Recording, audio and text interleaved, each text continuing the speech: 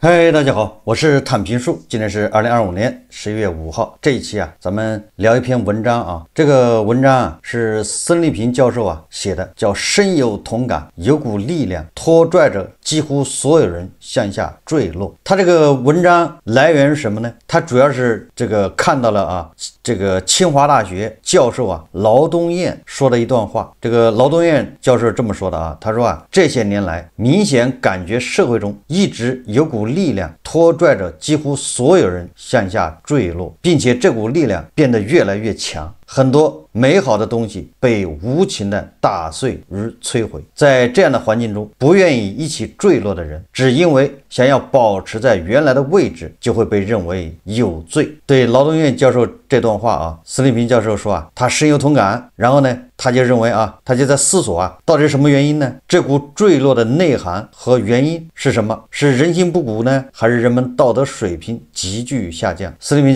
教授说他引用了这个施展教授的一个说法，说最近几年世界上各种匪夷所思，很可能意味着一个关键时代转变。世界正在从增量时代步入到存量时代。在增量时代，君子更有生存优势，因为人们更愿意跟守规则的人合作，以便一起做大蛋糕。而在存量时代，则是流氓更有生存优势，因为无下限的人更有机会抢到那点有限的蛋糕。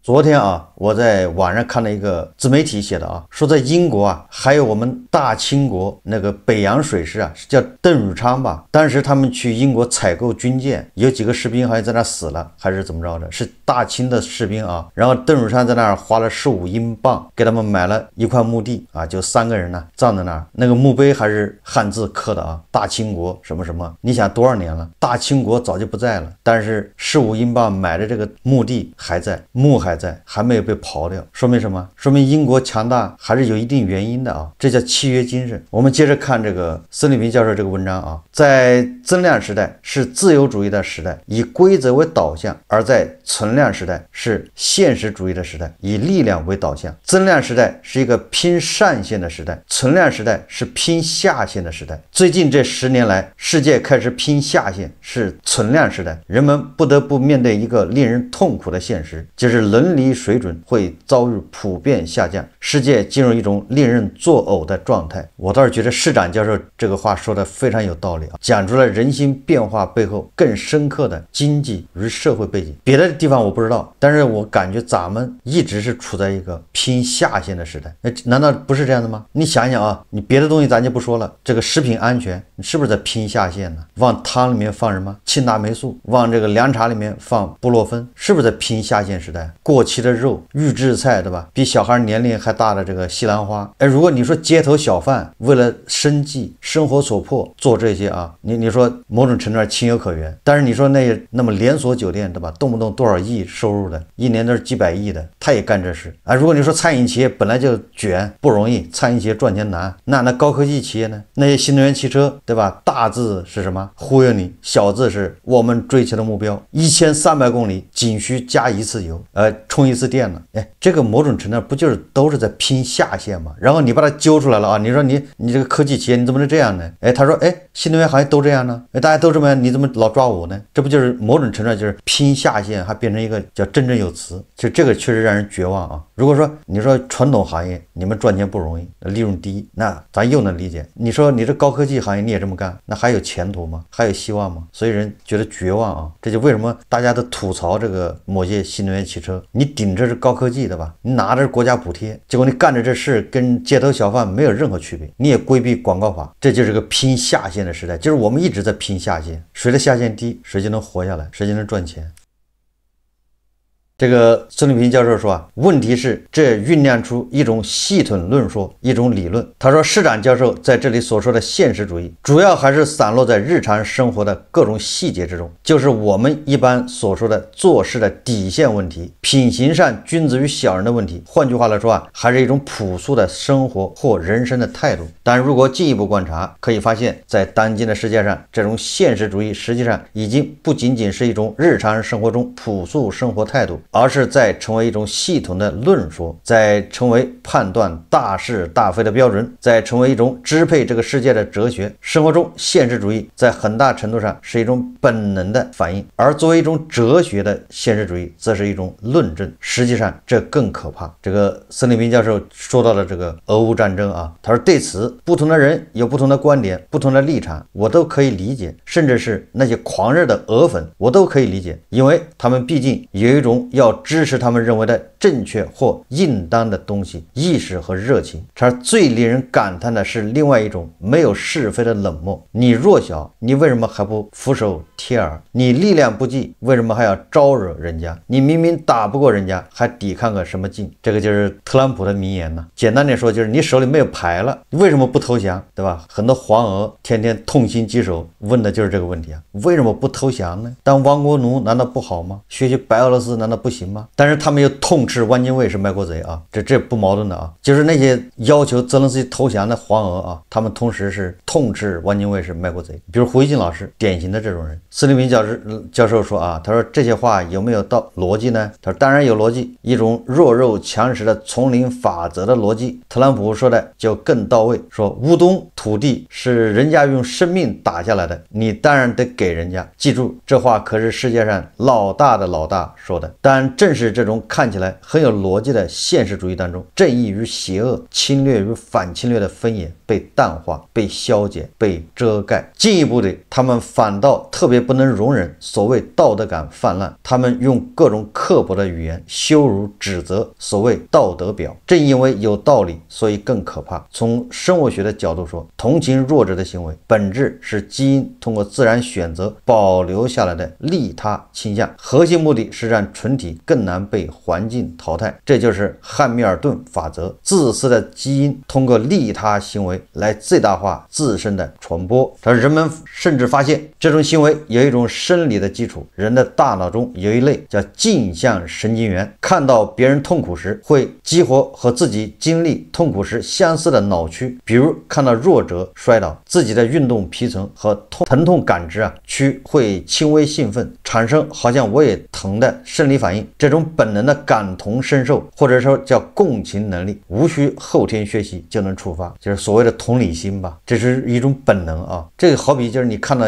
一些残疾的吧，肢体不全的等等啊，看到一些这个非常不好的东西你就会产生不适感，这就是一种正常反应的。因为就是这种正常反应建立在一个什么呢？是一个就是你会把你带入，你就感觉那个人是你自己，这就是一种生理反应。而上面所说的丛林法则，这种法则所体现的社会达尔文主义，甚至远远落后于人类的生物性进化。当然，但是以上所说绝不是想把错综复杂的宏大国际事务简化成孩童般的对错好坏分野。但我想说的是，退一万步说，即使是在这样宏大问题上，人类从根上就应该有的最基本的正义、最基本的良知、最基本的共情、最基本的恻隐之心，也是不能完全缺席的。大人物再伟大再厉害，那他首先他也是个普通的人呢，对吧？人就有人的情感。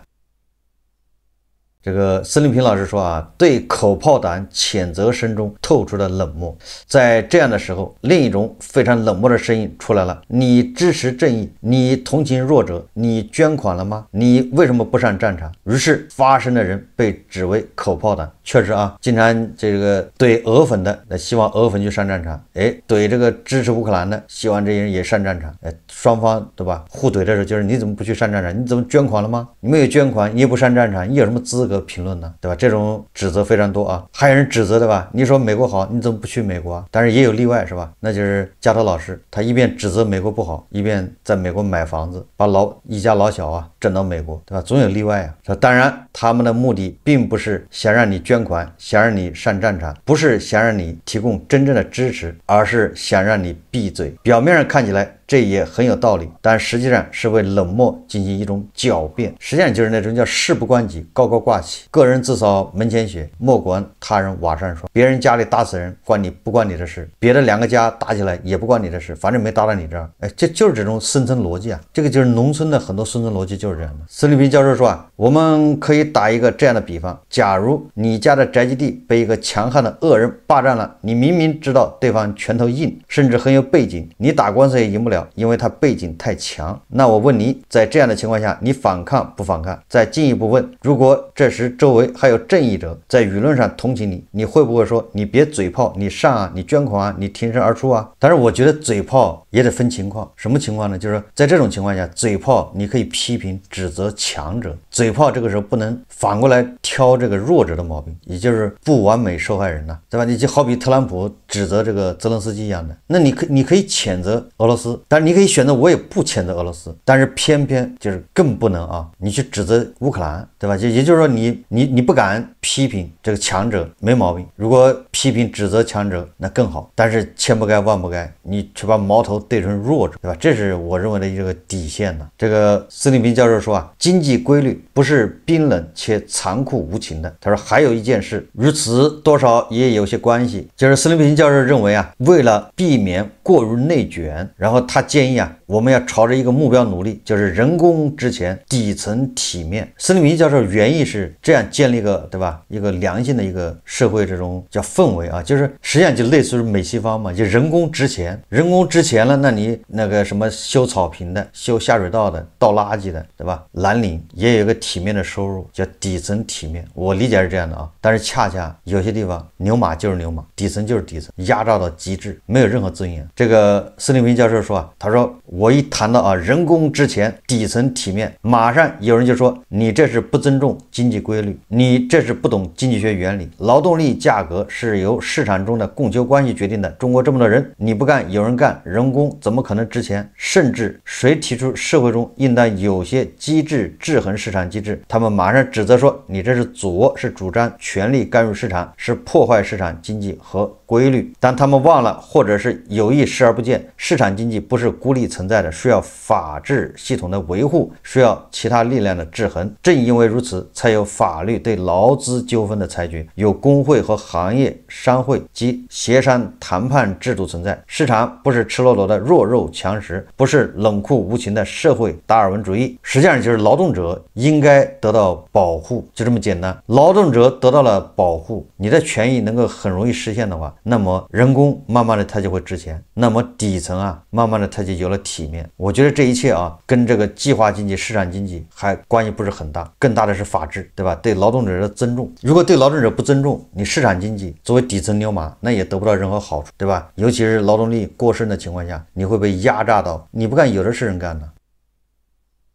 确实是这样，那你美西方不都还有叫什么最低工资制度吗？对吧？时薪最低不能低入多少，低入多少你就犯法了，是这样的吧？那美西方你总不能说它是计划经济吧？实际上美西方的市场经济对劳工的权益保护的更加全面，对吧？所以它才有做人的尊严呢。斯利平教授说啊，如果把市场仅仅理解为是一种弱肉强食的场所，那就会变成一个吴金莲先生所说的坏的市场经济。斯利平教授说啊，我们现在面对的客观情势确实不容乐观，从增量时代到存量时代的内卷加剧，从全球化时代的规则与秩序到碎片化时代的弱肉强食，我们只能无奈面对。但尽管如此，不是任凭堕落必然理由。实际上啊，我也很赞同啊劳动院还有这个孙立平教授的说法，这就是我们为什么支持乌克兰反抗俄罗斯侵略的主要原因。如果俄罗斯赢了，那就是暴力摧毁文明啊，这社会倒退，以大欺小，以强凌弱啊。当然了，这些教授啊，他把这个归根结底为内卷，对吧？他主要认为是内卷导致的，主要是存量竞争啊导致的人的这个下限不停的往下走，叫下坠，向下坠落。如果我们仔细想一想，确实也能感受到啊，我们整个社会层面啊，确实有股力量在往下坠。我倒是认为这个往下坠的内生的这个动力啊，实际上是认知。随着这个经济发展，随着科技发展，随着现在经济形势发生变化，比如说叫逆全球化或者叫脱钩等等啊，包括人工智能，随着这些发展，我们的认知啊没有跟上，有的时候我们认知恐怕还在退步，这样我们对吧就能感觉到我们啊整个的还是在下坠。当我们面对着媒体的报道是吧，一片大好，形势一片稳定，或者是形势向好，但是我们自己切身的感受啊，反差如此之大，对吧？但这个有人告诉你你的收入增长了6%，但是实际上我已经失业好长时间了，你说这个差距大不大？其实如果越来越多的人感受到啊，你宣传的你这个社会面上这么好的一面，但是跟我的体感差距越来越大，这本身就反映着一种叫下落，我又拖了后腿，对吧？我离这个社会基本面我又下坠了，我已经跟不上了，对吧？这是一种叫坠落啊。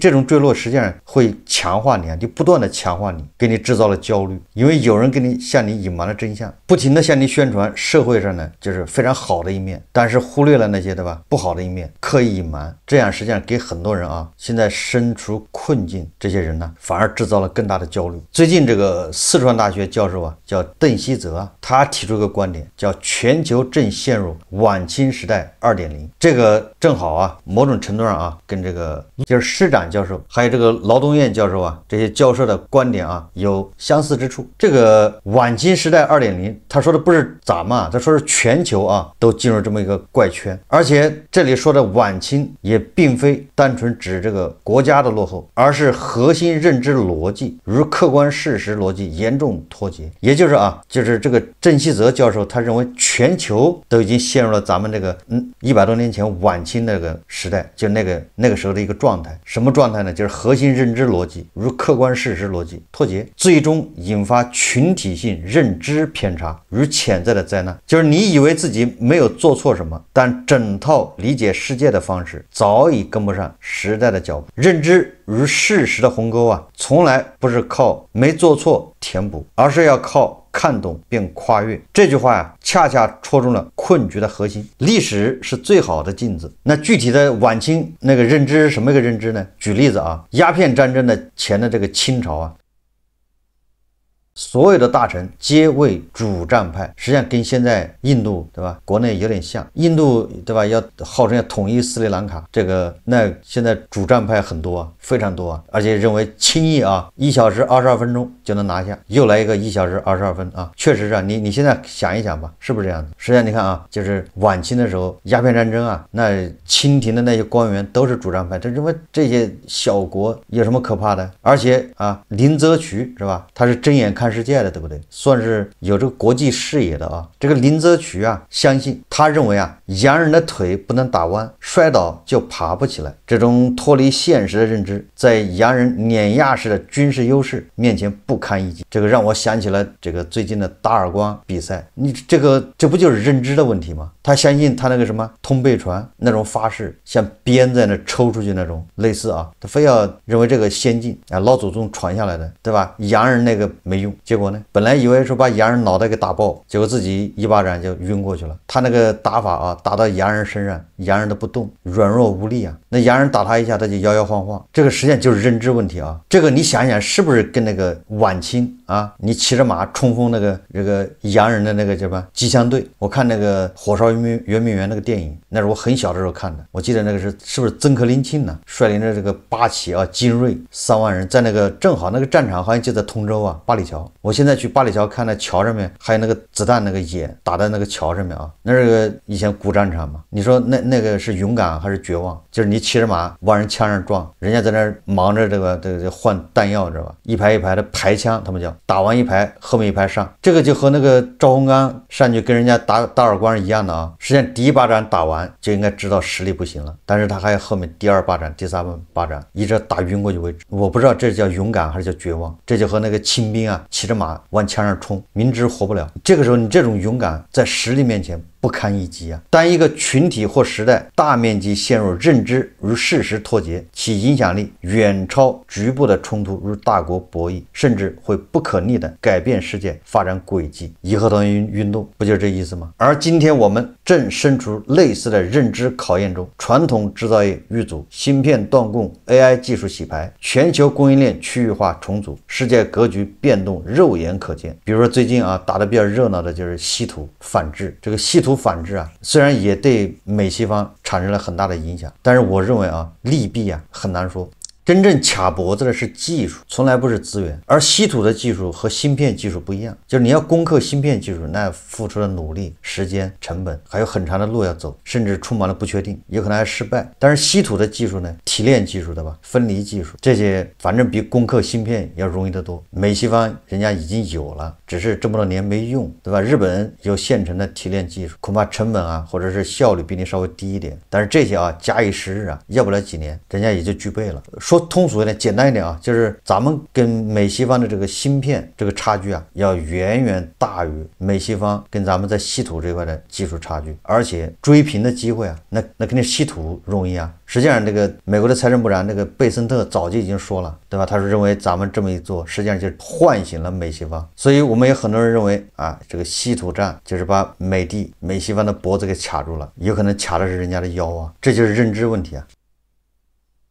所以咱们还是回到啊这个劳动院教授这个话题啊，说有股力量拖拽着几乎所有人向下坠落。那我个人认为啊，第一个就是认知，这个认知啊涉及到启蒙，而现在我们对吧，认知是在往下坠落的，有一股力量让我们变得越来越傻，也就是网友所说的叫降智宣传太多，所以我们不可否认啊，变得越来越傻，对吧？这是第一个，对吧？你比如说战狼、无战狼，还有很多反智宣传，咱就不举例子了。第二个是什么呢？是我们本身我们就没有什么契约精神，我们相信祖宗，我们不相信什么是神灵，也就是没有宗教信仰。这个宗教信仰可以把你往上拎嘛，咱说通俗一点啊，他把你往上拽，但是我们是没有的，我们只相信祖宗会保佑我们，我们光宗耀祖，祖宗会原谅的。第三个呢，就是这种我们是长期的农业社会，小农经济，对吧？直到改革开放啊，这个之前我们都应该是叫小农经济啊。这个小农经济的特点就是自给自足，就是自己关起门来称地。哎，对，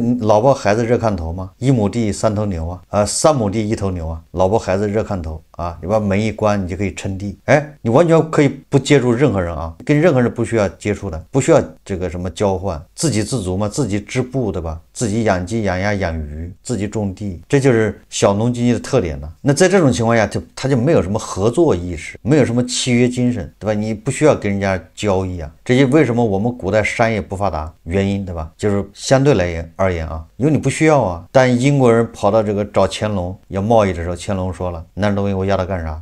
对吧？都是些什么玩意儿？有什么好要的，对吧？我们泱泱中华是吧？大国物产丰富，什么都有。所以长期的这种小农经济啊，我们还没有学会合作，没有学会合作，那必然会自私自利啊。合作什么意思啊？合作就是整个产业链，如果我玩得太狠，对吧？上游死了，那这大家都受影响啊。那产业链整个的利益都要考虑到。那你像这个丰田它要考虑整个产业链，它拿钱去参股。所有的产业链上互相参股，什么意思啊？对吧？一条绳上的蚂蚱。但是你看我们这个新能源汽车这个产业链，那是极致压榨的人家已经受不了了，就是工信部出手，对吧？要求什么这个2个月账期，要求这个要求那个，给人家保证利润。为什么呢？你说小农经济有产业链概念吗？有商业油概念吗？没有啊，自己割了麦子，自己就磨成面粉，自己称面条，自己吃，对吧？这个工业社会什么样子呢？你负责种麦子，然后这麦子